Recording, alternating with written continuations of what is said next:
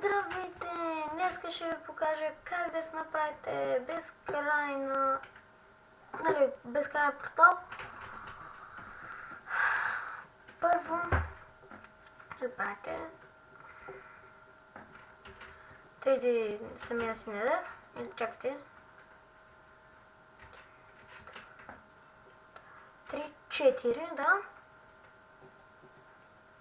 4. Ето така. Слагате хупър. Искате Shift и го слагате. После това виждате, ето е така, че се е залепило. Така не става. Пак не искате Shift и ето така. Слагате вътре слагате вътре един кабел стол.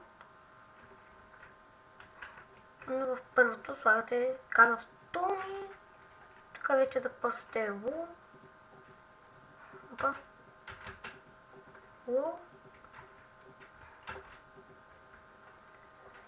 И ето е тук така слагате рестон компилатор. Забравих, ето е тук под тези слагате рестон фапа.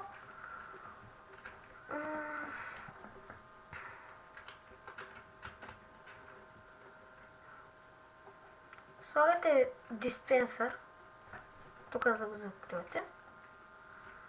Слагате още един вул тук, слагате редстоун, ето тук още един бутон слагате. Тук слагате по два бутона.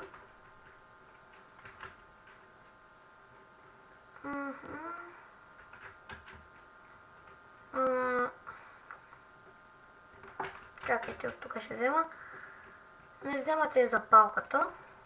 Вземате и това. Лавата слагате в горното. Флинта в долното. Натискате. Ето. Ето. Не знам точно, но май лавата пречи. Ето. Ето.